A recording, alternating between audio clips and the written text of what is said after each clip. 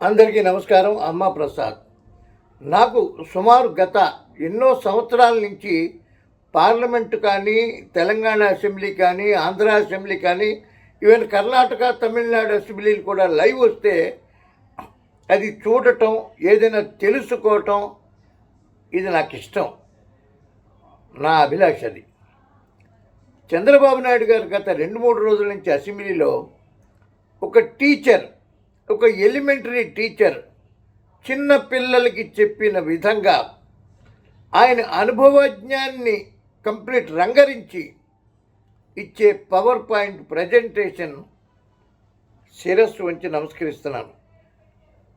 ఎంతో నాలెడ్జ్ వచ్చింది. ఎంతో, ఇంత అంతా కాదు, ఎంత నాలెడ్జి క్రియేట్ అవుతుందంటే అది విన్న వాళ్ళకి, ఎమ్మెల్యేలకే కాదు, సామాన్యులకే కాదు, మనుషులకే అందరికీ కూడా ఏమాత్రం అవగాహన ఉన్న అద్భుతమైన నాలెడ్జ్ క్రియేట్ అయ్యే విధంగా ఆయన పవర్ పాయింట్ ప్రజెంటేషను. రోడ్లే కాదు, విద్యుత్ రంగమే కాదు, అమరావతి కాదు, పోలవరం కాదు, ప్రతి ఇష్యూ మీద విద్యుత్ కొనుగోళ్లు కానీ, ఆర్థిక అసమానతలు కానీ, పేదల జీవితాల్లో ఎలా వెలుగు నింపాలో కానీ ప్రతిదీ ఒక పవర్ పాయింట్ ప్రజెంటేషన్. ఒక ఆర్థిక శాస్త్రవేత్త, ఒక ఆర్థిక రంగ నిపుణుడు ప్రతి సామాన్యుడికి అర్థమైన రీతిలో చెప్పినటువంటి చంద్రబాబు నాయుడు గారికి ఇది అతిశయోక్తి కానే కాదు, శిరస్సు వంచి పాదాలకు నమస్కరిస్తున్నాను. అంత గొప్పగా చెప్పారు. ఏం చెయ్యాలో కూడా. మనం ప్రజల ఆస్తులకి ట్రస్టీలు మాత్రమే, మనం పెత్తందారీ వ్యవస్థ కాదు, మనం ట్రస్టీలు మాత్రమే. ప్రజల ఆస్తులను కాపాడుతూ సంపద పెంచిన సంపాదనని ప్రజలకు అందించాలి. దీనికి మనకి బాధ్యత ఇచ్చారు. ఇది పదవి కాదు, బాధ్యత. మనం సేవకులం మాత్రమే అని చెబుతూ 2019లో ప్రభుత్వం మారినందుకు నేను బాధపడట్లేదు. మారిన ప్రభుత్వం అనాలోచిత నిర్ణయాలతో, అక్రమ సంపాదనతో, దుర్మార్గమైన పాలనతో రాష్ట్రాన్ని సర్వనాశనం చేసింది.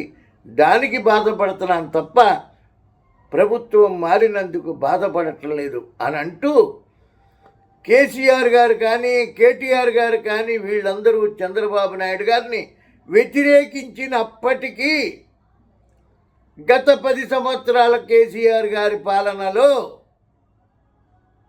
తెలంగాణ పాడవలేదు, ఆంధ్ర పాడైనంత తెలంగాణ ఏమి పాడవలేదు అని అసెంబ్లీ సాక్షిగా చెప్పినటువంటి దార్శనికుడు, రాజకీయ నిపుణుడు చంద్రబాబు నాయుడు గారు. అద్భుతం. అదేవిధంగా రోడ్లు, గోదావరి జిల్లాల్లో మెత్తని సాయిలు తొందరగా పోతాయి. అందుగురించి రాష్ట్ర వ్యాప్తంగా పల్లెటూరు నుంచి మండలానికి, మండలం నుంచి జిల్లాకి, జిల్లా నుంచి ఎయిర్పోర్ట్కి, రాజధానికి మొత్తం రోడ్లన్నీ కూడా ఒక పద్ధతిగా ప్రజల్ని భాగస్వాములు చేసి ట్రాక్టర్లు, సైకిళ్ళు, చిన్న చిన్న స్కూటర్లు వాహనాలకి కాకుండా పెద్ద వాహనాలకి ఏదైనా ట్యాక్స్ వసూలు చేసి ప్రజల్ని భాగస్వామ్యం చేయటం, రోడ్లు ఇయటంలో మన ఆర్థిక పరిస్థితి బాగోలేదు. కాబట్టి ఎమ్మెల్యేల్ని ఆలోచించమని చెప్పారు. ఆయన ఏం చెప్పినా నా ఆలోచనే కాదు, నా అనుభవంతో నేను ఆలోచిస్తా, మీరు కూడా సూచన చెయ్యండి, నేను వినటానికి ఉన్నాను అన్న ముఖ్యమంత్రికి నేను ఏమీ వినను, నేను చెప్పింది మీరు చెయ్యాలి, రాష్ట్రం నాశనం అయిపోయినా పర్వాలేదు, నా నిర్ణయమే అంతిమం అన్నటువంటి మాజీ ముఖ్యమంత్రికి తేడా చూసారా?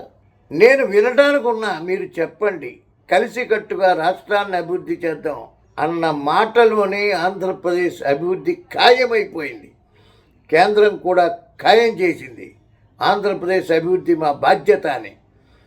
చంద్రబాబు నాయుడు గారు చెబుతూ నా అనుభవజ్ఞత కలిపి, పవన్ కళ్యాణ్ గారి చిత్తశుద్ధి, పట్టుదల కలిపి, బీజేపీ సహకారంతో రాష్ట్రాన్ని సర్వతోముఖాభివృద్ధిని చేద్దాం అన్న చంద్రబాబు నాయుడు గారు ప్రతి ఎమ్మెల్యేని కూడా ఈ శ్వేతపత్రాలు ఇవన్నీ కూడా రాష్ట్ర పరిస్థితిని మనిషి మనిషికి, గడప గడపకి, ప్రతి వ్యక్తికి, ప్రతి ఓటర్కి, ప్రతి అవ్వకి, ప్రతి తాతకి, ప్రతి అక్క, చెల్లి, తమ్ముడు, ప్రతి వ్యక్తి, సమాజంలో ప్రతి వ్యక్తికి చేరవేయాలి.